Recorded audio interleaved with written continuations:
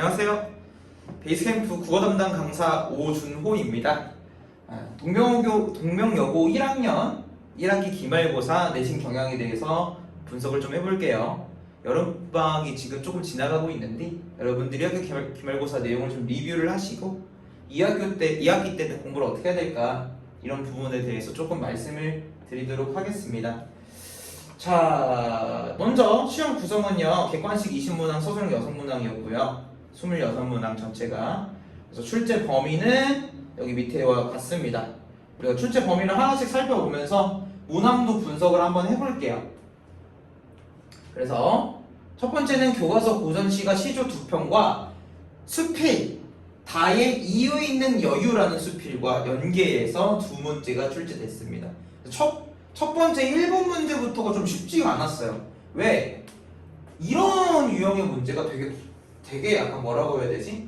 되게 독특해요. 왜냐하면 다의 내용을 가지고 이거를 시조 내용과 연계시켜서 이거를 해석해야 되는, 그래서 좀 비교적 쉽지 않았을 거예요. 1번 문제부터 여러분들이 좀 멘탈에 좀 문제가 있었을 수 있어요.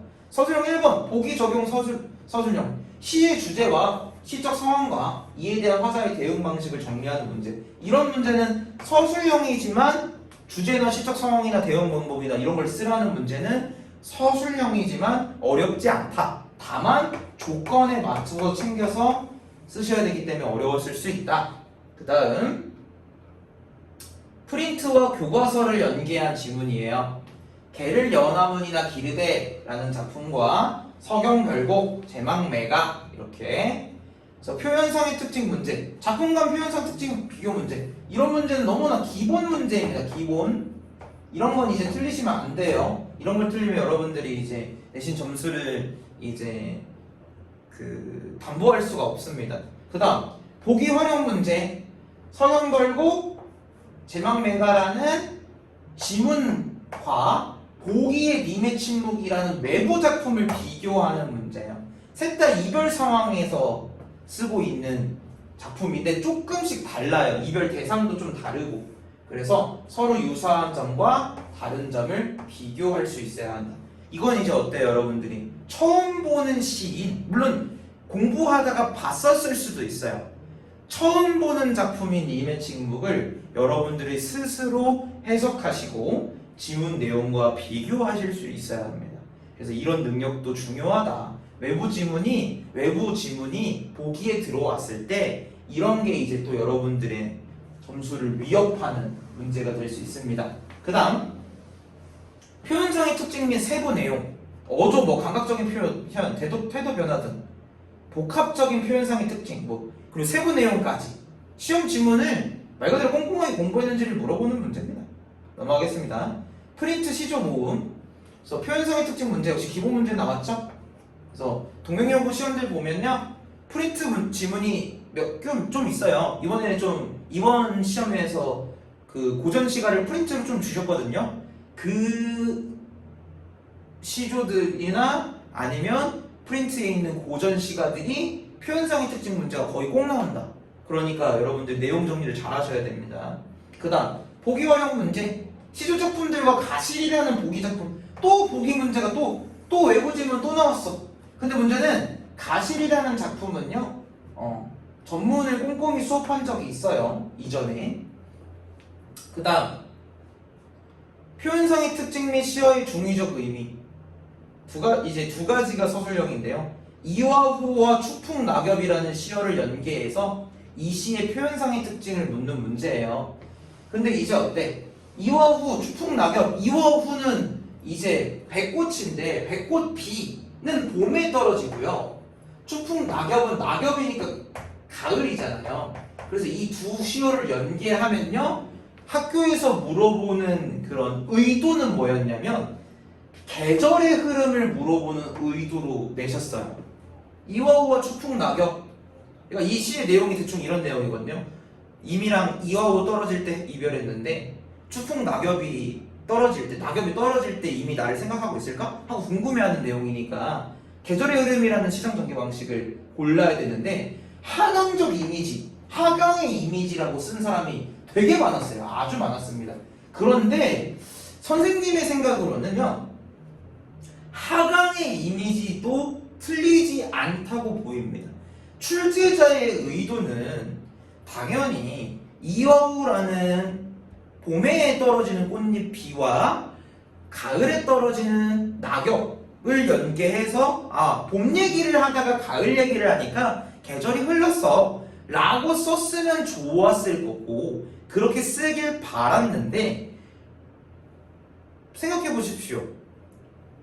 봄꽃이 비처럼 떨어지는 거, 그쵸? 배꽃이 비처럼 떨어지는 거, 이화. 그리고 낙엽이 바람에 불어서 떨어지는 거, 다 하강 맞잖아요. 그래서 하강적 이미지라고 쓴 학생들이 오히려 그런 학생들은 공부를 했기 때문에 그렇게 쓴 거라고 보입니다. 그래서 쌤의 기준에서는 이 서술형 문제에 하강적 이미지라고 쓰지 않아야 될 만한 기준이 없어요. 그러니까 하강적 이미지를 쓰지 말아야 될 만한 이유가 없어. 그러니까 하강적 이미지라고 썼다고 이제 틀렸다고 보기에는 어렵다는 것이죠. 그 다음 시어의 중의적 의미를 쓰는 문제인데요. 수업 중에 이런 거는 중의적 의미뿐 아니라 중의적 의미로 해석된 이유 이런 표현을 썼기 때문에 중의적으로 해석된다 라고 이미 다 설명한 적이 있습니다. 그 다음 3월 모의고사 가 면항정가 다 가재 및 악이라는 수필 프린트에 있었던 배꼽을 위한 연가라는 현대시가 골고루 나왔어요. 그래서 가는 고전시가 다는 수필 프린트에 있는 나는 현대시다. 그리고 요 7번에 작품 간의 표현상의 특징을 비교하는 문제. 굉장히 다양한 걸 물어봤어요. 뭐 색채어를 물어보던가 말을 건네는 방식을 썼는지를 물어보던가 가정 표현을 썼는지를 물어보던가 그래서 다채로운 표현상의 특징을 묻는 문제라서 언뜻 보면 어렵게 느낄 수 있겠지만 이런 표현상의 특징은 아까도 말씀드렸듯이 기본적인 모의고사 유형이라고 했다 말씀드렸어요. 그 다음 보기 활용 문제. 보기 작품인 심청전과 가나 작품을 비교하는 겁니다. 면항정가와 배꼽을 위한 연가와 보기 심청전을 비교하는 건데 심청전 자체가 교과서에 실려 있어요 이미. 그래서 여러분들이 보기 작품이 심청전을 해석하는 게 어렵진 않았을 거야. 교과서 지문이니까. 근데 배꼽을 위한 연가는 원래 심청전과 소재가 같아요. 그러니까 비교하기 쉬운데 가의 면항정가라는 작품과 심청전을 비교하는 건 조금 생소했을 수 있다.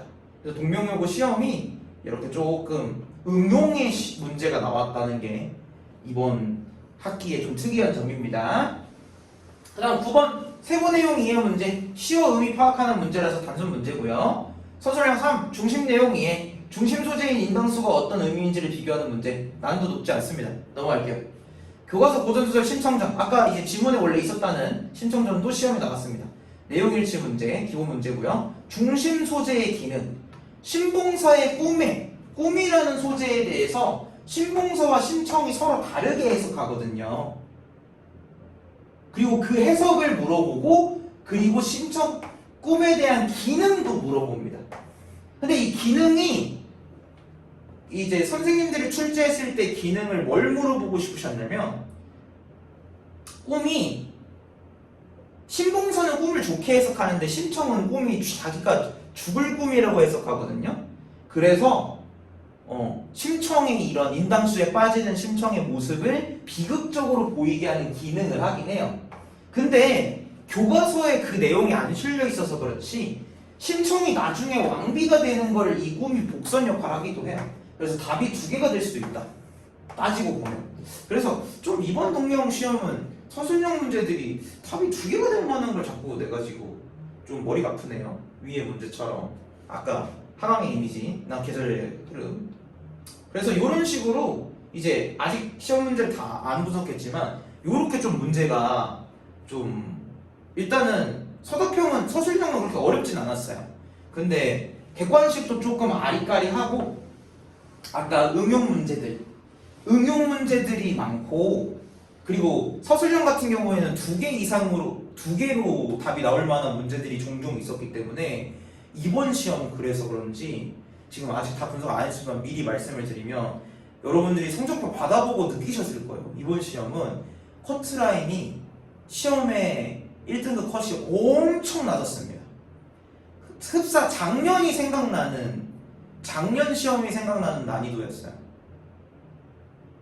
선생님은 이제 계속 동명을 가르치고 있으니까 작년 같은 경우가 동명여고가 시험이 정말 어려웠습니다. 작년 특히 1학기 중간고사는요 1등급 컷이 70점대였어요. 그래서 근데 이번도 1등급 컷이 대략 80점대 초반입니다. 그래서 굉장히 어려웠구나. 그래서 여러분들 원점수 조금 많이 떨어진 1학기에 비해서 많이 떨어진 친구들도 너무 좌절하지 않으셔도 돼요. 시험 성적표를 받아봐서 등급을 받아봐서 아시겠지만 시험이 어려웠기 때문에 점수가 떨어진 겁니다. 그 다음 교과서 문법 음 변동이에요. 교치 출각 구별하는 문제, 음 변동의 공통점을 물어보는 문제, 음 변동 개수 물어보는 문제, 이런 건 여기까지는 뭐 다 기본적인 문제고, 다양한 예물을 주고 사용된 다양한 음 변동을 세부적으로 분석하라는 문제. 답은 뭐였냐면요, 대학교의 발음인 대학교와 과사무실을 과사무실이라고 발음했을 때 이 둘이 둘 다 그냥 된소리대기처럼 보이지만 서로 다른 음운 변동이라는 걸 알면 되거든요. 근데 쌤이 수업 중에 말씀을 여러 번 드렸어요. 된소리대기는 원래 앞말에 받침이 있어야 되고, 어두움 소주를 소주처럼 발음하는 것처럼 어두움에서 된소리가 되는 것은 틀린 된소리대기다. 강조를 많이 했었습니다.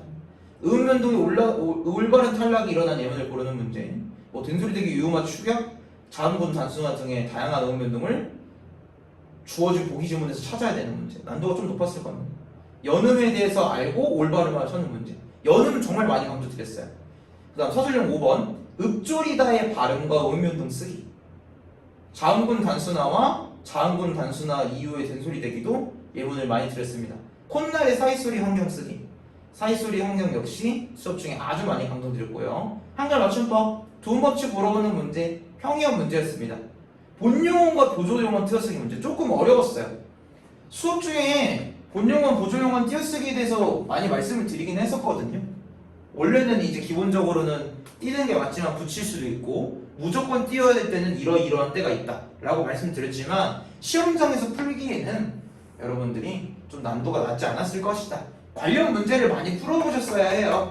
그리고 선생님이 베이스캠프 학생들 같은 경우에는 관련 문제를 굉장히 많이 제시를 해드렸지만 그래도 난도가 쉽지 않았다. 그 다음 한글 맞춤법 19항 20항 문법적인 이론을 통해 함정을 파는 문제. 이거 어떤 함정 유형인지는 수업 때 이미 말씀드렸어요. 그래서 이거 틀리면 진짜 안 됩니다. 절대.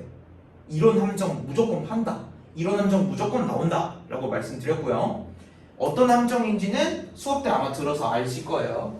만약에 이제 나는 우리 베이스캠프 수업을 안 들어서 무슨 함정이었는지 모르겠다, 친구들은 개별적으로 선생님한테 문의를 해주세요. 선생님이 친절하게 알려드리겠습니다.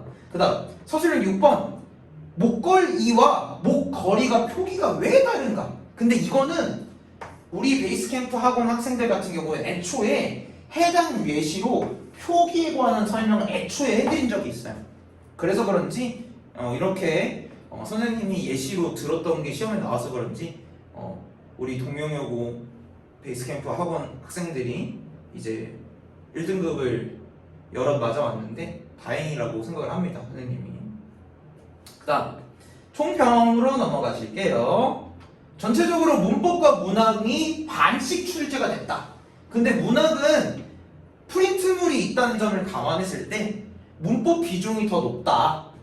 문법도 프린트물이 있긴 하지만 문법을 굉장히 많이 냈다는 거죠. 그리고 해당 문법이 음운 변동과 한글 맞춤법이다. 그리고 동명여고는 서술형까지 있기 때문에 더 어렵게 느껴졌을 거다. 실제로 중간보다 1등급 컷이 아주 많이 떨어졌습니다. 아주 많이 떨어졌어요. 그래서 작년 역대급 어려운 동명 시험과 오히려 비슷하구나, 많이 어렵구나. 그래서 서술형 자체는 그래도 많이 안 어려웠던 것 같아요. 서술형 자체는. 하지만 조건 때문에 쓰는 게 시간이 항상 많이 걸린다. 그래서 쓰기 연습 많이 하셔야 된다고 말씀드렸어요. 1학기 중간고사 끝나고 정말 많이 말씀드렸습니다. 여러분들이 비교적 쉬운 서술형을 쓰는 시간 때문에 객관식에 쓸 시간이 부족해져서 점수가 떨어지면 안 됩니다. 이렇게 어려운 시험일 때 탁 등급을 치고 올라가셔야 돼요. 그래서 대부분 우리 베이스캠프 학원 학생들은 어려울 때 등급이 좀 오른 오히려 경향을 보이고 있습니다. 이럴 때 치고 나가야 합니다. 그래서 2학기 대비 방향 어떻게 해야 되냐? 서술형 계속 연습. 당연히 서술형 계속 연습하셔야 되고요. 문법 파트의 강세가 지속될 것이다. 그래서 왜냐? 1학년 문법의 끝판왕 중세국어는 딱 무조건 문법이라고 보기는 어려워요. 왜냐면 뭐 어휘적인 특징, 그다음 뭐 문법적 특징 이게 골고루 나오기 때문에 무조건 문법이다 이렇게 볼 수는 없지만 여튼 옛날 우리 조상들이 사용했던 우리말의 특징에 대해서 알아야 되고요. 그러니까 옛날 우리 조상들이 말했던 말의 문법적 특징도 나와요. 그러니까 중세 문법이라고 봐도 됩니다. 아니 현대에 여러분들이 지금 쓰고 있는 말의 현대 문법도 어려운데 중세국어 공부하니까 당연히 어려울 겁니다. 그래서 작년 기준이나 1학기와 비교해도 문법 공부량이 많아지면 많아졌지 적어지지 않을 것이다. 복습 예습하셔서 문법 내용 숙지하십시오. 기본기 훈련.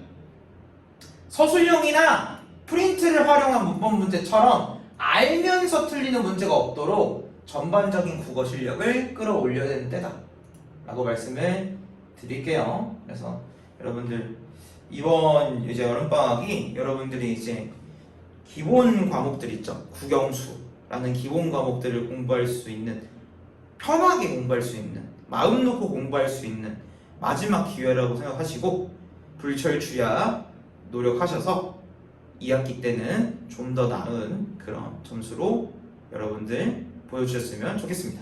감사합니다.